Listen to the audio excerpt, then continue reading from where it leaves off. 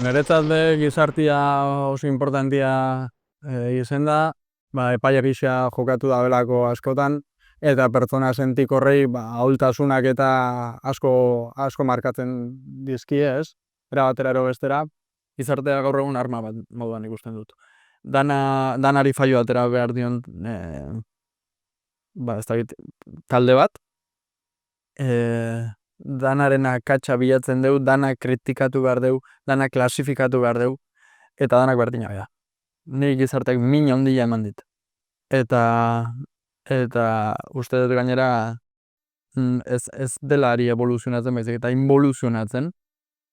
Eta era bat edo bestean nire nerabezaruan nire intxeguritateak, nire beldurrak handitu intzitun. Orduan, ni bai sentidu zen dela betianik, igual, kanon estetiko hortan naizela sartu, eta orduan presio hori sentidu zen dut, sartzeko erabatea bestea, porque azkenin, ez animan izan sartzen, nire inguru batik enitzen onartu izango.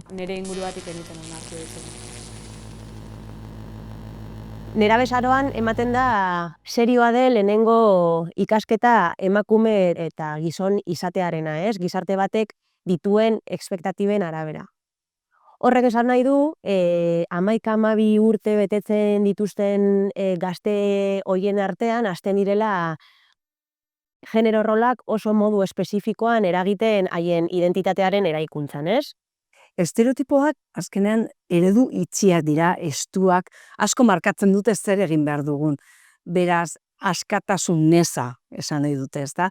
Orduan, edozein adinetan eragiten digute, baina egia da nerabezaroan bereziki eragiten dutela, dugulako ez, nortasuna sendotzen ari da.